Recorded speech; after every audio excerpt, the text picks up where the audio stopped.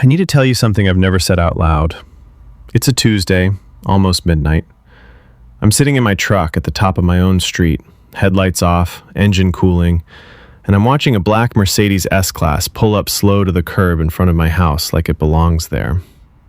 That car costs more than my annual salary. I know because I looked it up once when I saw it parked at the job site. I know the exact trim. I know the exact price. That's the kind of thing a man remembers when it reminds him every day what he'll never have. The driver's door opens and out steps Richard Calloway, 61 years old, owner of Calloway Construction, the man who controls whether I eat next month or don't. He walks around to the passenger side and opens the door, and out steps my daughter, Mia, 24 years old, my only child, the person I would step in front of a bus for without thinking. She's wearing a dress I've never seen, not something she owns, something someone bought her. And she's carrying her shoes in one hand, the way women do when they've been somewhere with polished floors and dim lighting and no prices on the menu. He says something I can't hear. She laughs. Not her real laugh. This small, careful, performer's laugh I've never heard come out of her before. Then he reaches out and touches her jaw, just his thumb and one finger, tilts her face up toward the streetlight like he's examining something he purchased. And she lets him. She lets him. He gets back in the car. She watches it pull away. Then she stands in the dark for almost a full minute, not moving, before she walks inside. I sat in that truck for an hour. My hands were shaking so bad I couldn't turn the key. I thought I knew exactly what I was looking at. I was wrong about all of it. But the part that's going to gut you isn't what she was doing. It's what I said to her 13 days later, and what I found out 1 week after that. Stay with me. Let me tell you who I am so you understand why I broke the way I did. I'm a site supervisor for Calloway Construction. 11 years. I manage crews of 20 to 40 men. I keep projects on schedule. I keep OSHA off our backs. And I do it for $63,000 a year in a city where that barely covers the mortgage on a house my dead wife picked out when the neighborhood was still affordable. Carol died 6 years ago. Breast cancer. 7 weeks from diagnosis to funeral. She was 44. After that, it was me and Mia in a 3-bedroom house that still smelled like her lotion for months, and I couldn't throw away the bottle. I raised Mia on structure, on rules, on the idea that you earn what you get and you don't take shortcuts and you don't let anyone hand you something because there's always a price. That was my whole identity. I was the man who didn't owe anybody anything. Mia went to community college, got a business degree, started working at an insurance firm. Entry level, $31,000 a year. She drove a 10-year-old Civic. She packed her lunch. She was building something slow and clean and honest, and I was proud of her the way only a man who never had a son can be proud of his daughter. She was the proof that I'd done something right. Now let me tell you about Richard Calloway, because you need to understand what this man was to me before he became what he became. Richard doesn't manage. Richard owns. He owns the company, 4 commercial properties, a waterfront house in Marblehead, and roughly the futures of about 200 working men who depend on his signature. He's tall, fit for his age, silver hair, good suits, the kind of calm that comes from never having worried about money a single day in his life. He speaks softly, and everyone leans in. He never raises his voice because he's never had to. About 18 months before the night I saw them, things at work went bad. A subcontractor filed a lawsuit naming me personally. 3 OSHA violations landed on my desk because I was supervisor of record. Richard's lawyers started talking about individual liability, personal exposure, the possibility that if things went wrong, it wouldn't just be the company that bled. It would be me, my house, my pension, Carol's house. Carol's housed me into his office once during that period, sat me down across from his mahogany desk with his legs crossed and said, "Gary, I want you to know we're looking at all our options. I value your years of service." That's what he said.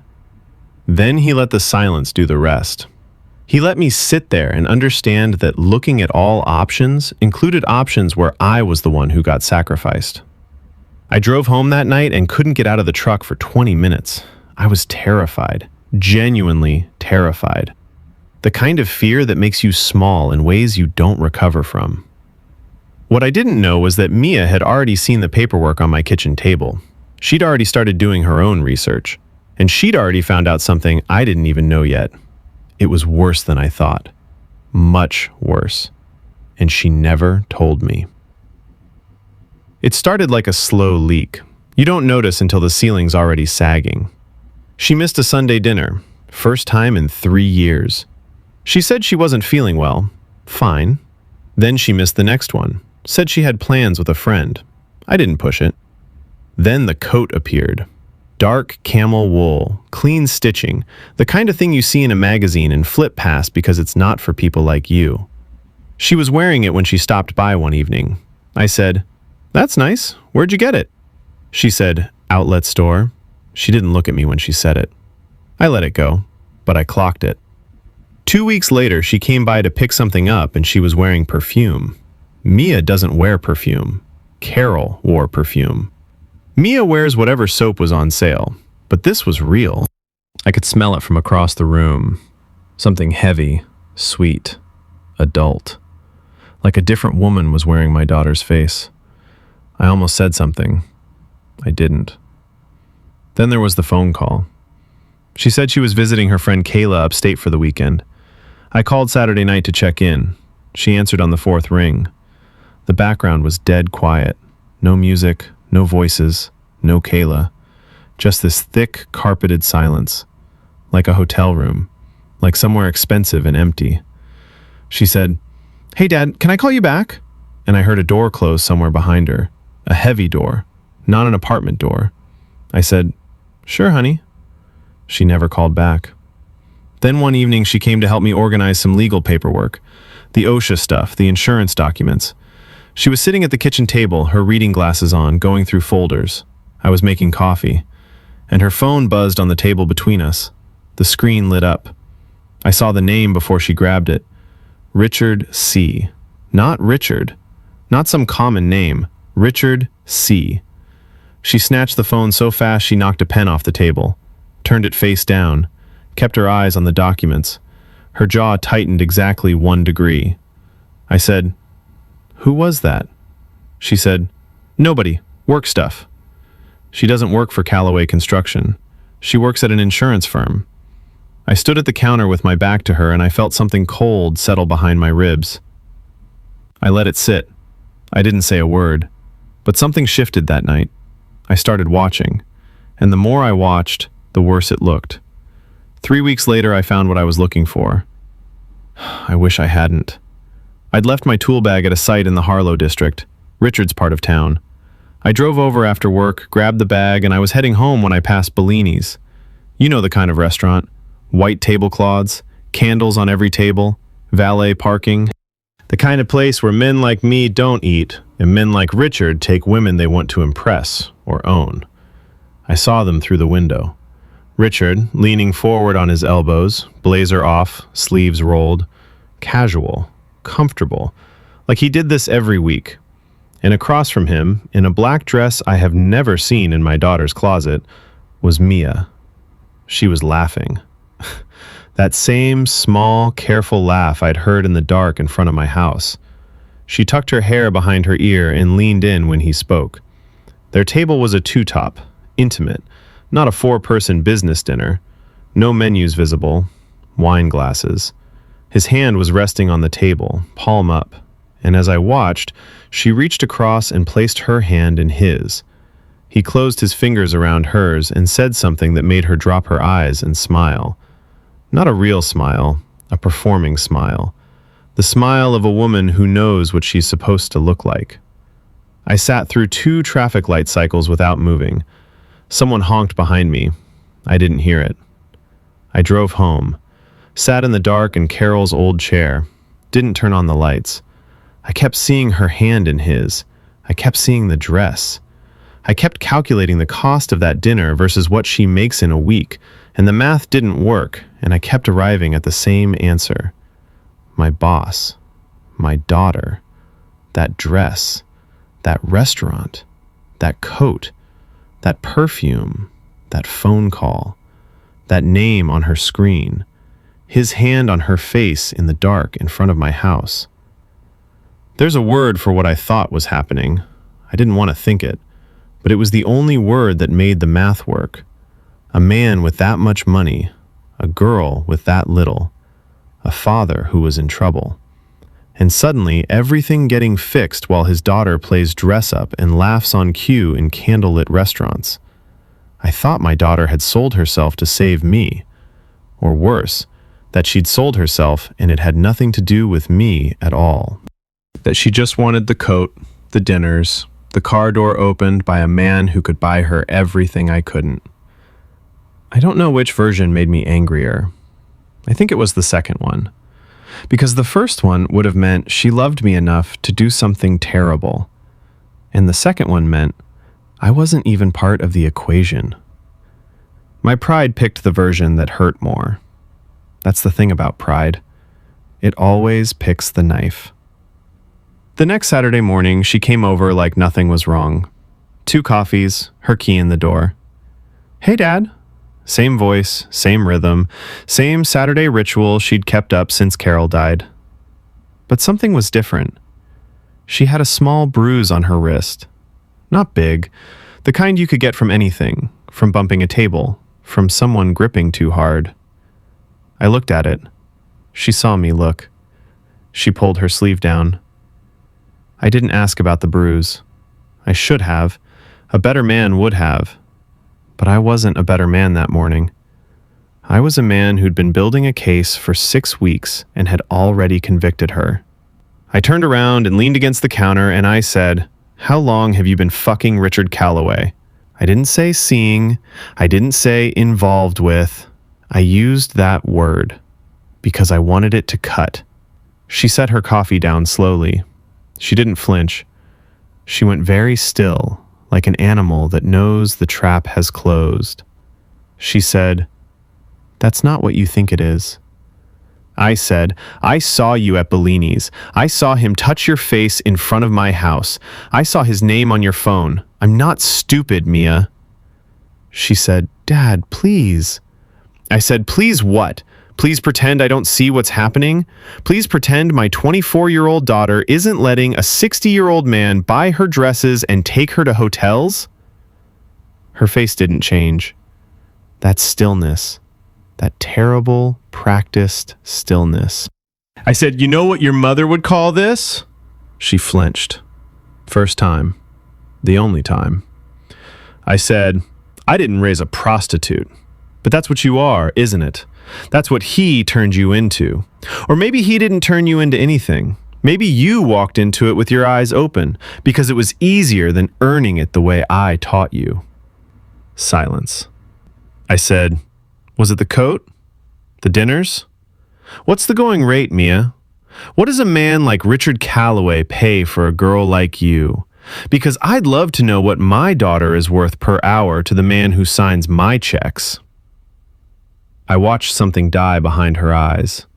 I watched it happen in real time. Something went out, like a pilot light, and what was left was just this flat, empty surface that didn't look like my daughter at all. She picked up her keys. She looked at me. Her eyes were dry, completely dry. That's the part that kills me. She didn't give me a single tear. She said, very quietly, "You have no idea what you're talking about, and you don't deserve to know." She left. Didn't slam the door, just pulled it shut with a soft click that sounded like a lock turning. I stood there, and I felt righteous. That's the sickest part. I felt righteous. I thought I'd done what a father is supposed to do. I thought I'd held the line. I poured her coffee down the sink and I went to the garage and I worked on nothing for 3 hours and told myself I'd protected something. I hadn't protected anything. I'd just detonated the last safe place she had. She disappeared. Not physically. She was still alive, still working, still out there somewhere. But for me, she vanished. No calls, no texts, no Sunday dinners. I told myself it was guilt. I told myself she was ashamed. I told myself she'd come back when she was ready to apologize. 3 weeks in, I almost called. I picked up the phone twice, put it down both times. Pride again.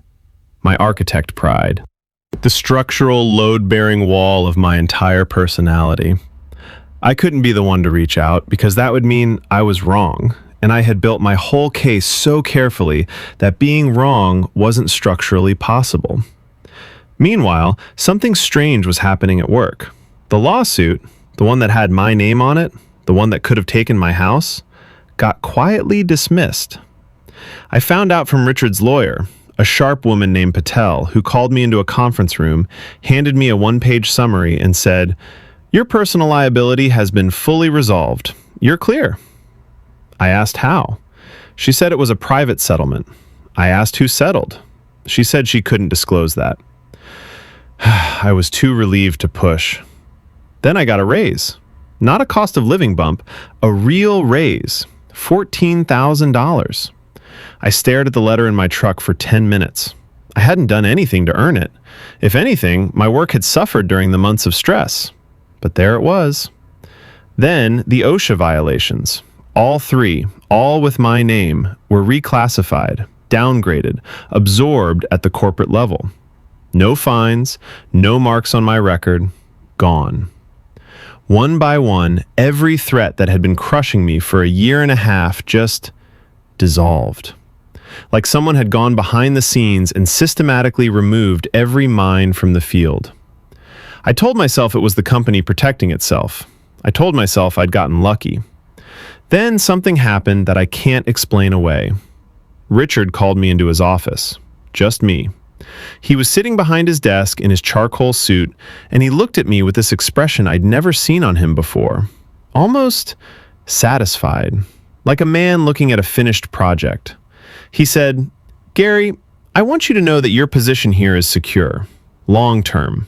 I've made sure of that." Then he said, "You have a remarkable daughter." He said it with a small smile, not warm, clinical. The smile of a man acknowledging a transaction.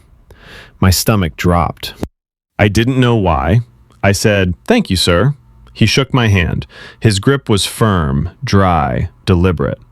And as I walked out, I felt something I couldn't name, something greasy and wrong. He knew. He knew that I knew about them, or at least suspected, and he didn't care. That's what the smile was. He didn't care because whatever had happened was already done, already locked in, already over in a way that favored him completely. I drove home and sat in the driveway, and something inside my chest started to crack. It was Mia's friend Denise who broke it open. She showed up at my door on a Wednesday evening. She'd been crying. She was angry.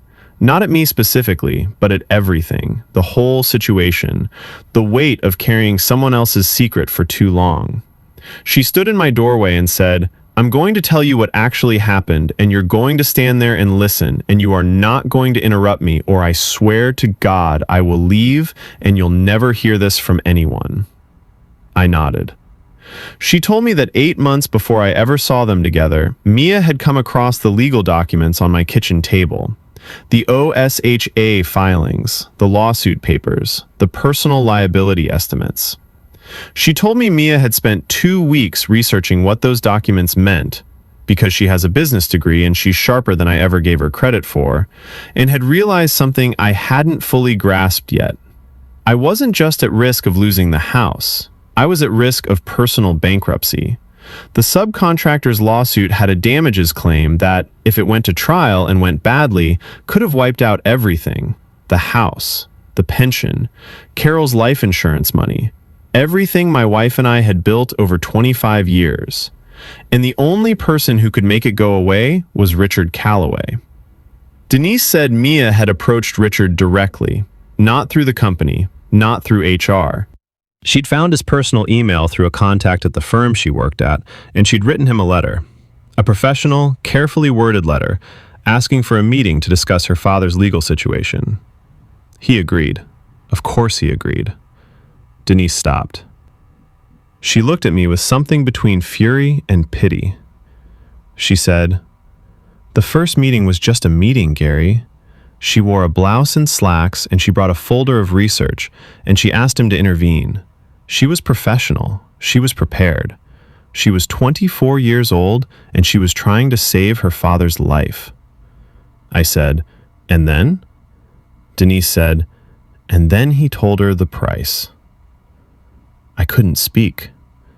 Denise said, "He didn't say it like that. He's not stupid. He said he'd be happy to help. He said he admired her initiative. He said maybe they should discuss it over dinner." And then dinner became 2 dinners, and 2 dinners became regular meetings, and regular meetings became whatever he wanted them to become. And every time she tried to draw a line, he'd mention the lawsuit. He'd mention the OSHA filings. He'd mention your name. Not as a threat, never as a threat, just as a reminder. How's your father holding up? That must be so stressful for him. I wish there were more I could do. She wiped her eyes. He made her feel like it was her choice the whole time, Gary. That's the thing. He never forced anything. He just made it so that every time she said yes, it felt like she was choosing to. And every time she almost said no, she thought about you losing the house. I said, "How long?" Denise said, 7 months. 7 months. While I was eating dinner over the sink, while she was coming to Sunday dinners and asking about my week, while she was sitting at my kitchen table helping me with paperwork, wearing perfume she didn't buy herself, carrying a phone that buzzed with his name, going home to whatever happened next. 7 months of being whatever Richard Calloway wanted her to be so that her father could keep his house and his job and his pride. His pride. The same pride that made me stand in my kitchen and call her a prostitute. I went back through everything after Denise left. Every detail I'd cataloged as evidence of her corruption was actually evidence of her sacrifice. The coat? He bought it. She wore it because he told her to. She told me it was from an outlet store because she couldn't tell me the truth without telling me everything. The perfume? His preference. She wore it for him, and she scrubbed it off before she came to my house. And the one time she didn't scrub hard enough was the time I smelled it across the room. The missed Sunday dinners? Those were the nights he wanted her. She couldn't say no, and she couldn't explain why. So she said she wasn't feeling well, or had plans with friends, and each lie cost her another piece of the person she used to be. The hotel sounds on the phone? She was at the Harlow Grand, his preferred location. She answered my call from the bathroom of a hotel room she didn't want to be in, and she said, "Can I call you back?" because he was on the other side of the door. The bruise on her wrist? The one she covered with her sleeve? The one I saw the morning I destroyed her and didn't ask about because I was too busy building my prosecution. I think about that bruise every single day. And Richard? Richard played it perfectly. He never left a mark that couldn't be explained away. He never made a demand that couldn't technically be refused. He just created a world where refusing meant watching her father lose everything, and he let that pressure do the work for him. He told her once, Denise told me this, that he appreciated her maturity. That's what he called it. Maturity. A 24-year-old woman silently trading herself for her father's mortgage, and he called it maturity, like she was a colleague who'd handled a tough negotiation well. The night I saw them in front of my house, the night he touched her face and she let him, Denise told me Mia had been trying to end things that week. She'd told him she wanted out, and his response was to show up at her father's house, to touch her in the light where anyone could see, to remind her that the line between her world and mine was thinner than she thought. That wasn't affection. That was a leash check. And I saw it from my truck, and I thought she was enjoying it. I went back to the morning of the confrontation. I mapped it against what Denise told me. That Saturday, the morning she came with the coffees, was 4 days after she'd told Richard she wanted to stop. He had responded by freezing the legal settlement. Patel, the lawyer, had called Mia directly, not me, Mia, and told her that the resolution of her father's liability was under review pending evolving circumstances. Mia understood what that meant. Everyone understood what that meant. She was trapped. She couldn't go forward. She couldn't go back. The man she'd been enduring for 7 months had just told her, through a lawyer, that her father's life was still in his hands. And that morning, she came to my house. She brought me coffee. She walked through my door with a bruise on her wrist she'd tried to cover, and a weight on her shoulders I can't imagine carrying for 7 minutes, let alone 7 months. Denise told me later that Mia had been thinking about telling me. That morning, she'd rehearsed it in her car. She was going to sit me down and explain everything. The lawsuit, the real exposure, what she'd done, why she'd done it, and ask me to help her find a way out. That was the morning I called her a prostitute. She came to ask for my help, and I confirmed the worst thing she already believed about herself. I used her dead mother as a weapon. I calculated her value per hour. I called her a whore in everything but the literal word, and then I used the literal word too. And I did it in the kitchen, where she used to eat cereal on Saturday mornings when she was 9 years old. She left my house and she went back to Richard. She went back. Because after what I said, the only way to finish it was to finish it alone. She couldn't come to me anymore. I'd made sure of that. She went back to him, and she spent 6 more weeks in that arrangement. And during those 6 weeks, she got a lawyer, paid for with money she'd been secretly saving from her own salary, and she negotiated a written exit agreement. 6 more weeks. Because of what I said. Because I closed the only door she was trying to open. I called her the week after Denise's visit. 4 calls. She didn't answer. The first voicemail was defensive. I said things like, "I wish you'd told me," and "I was trying to protect you," which is the language of a man who still thinks he's partly right. The second voicemail was quieter, more confused, starting to understand the shape of what I'd done, but not the full weight. The third one cracked. My voice broke, and I couldn't finish a sentence. The fourth one, I called, she didn't answer, and I just sat there. I held the phone to my ear for 30 seconds of dead air. I couldn't speak. I couldn't say her name without feeling the word I'd used instead. I hung up. I went to her apartment. She opened the door. She looked tired, not angry, past anger. She looked at me the way you look at a building that's already collapsed. There's nothing left to fight. You just stand at the perimeter.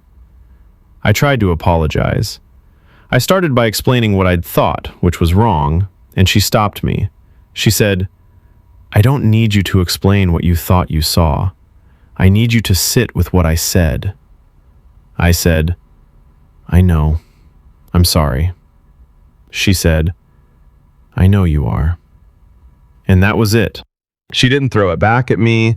She didn't yell. She didn't cry. She didn't give me the fight that would have felt like contact, like a way back in. She just acknowledged my apology, like she was signing for a package. And then she waited for me to leave. I left. I always leave. That's my answer to everything I can't fix with my hands. 6 months later, Denise called me. She told me the last piece, the piece that finished me. When Mia finally ended things with Richard, and the ending took weeks of quiet legal negotiation, its own kind of degradation, she didn't just walk away. She secured a written, legally binding agreement. The agreement guaranteed my position at Callaway Construction, my pension, my legal protection, and my clean record. Permanently. Tied to a mutual non-disclosure that both sides signed.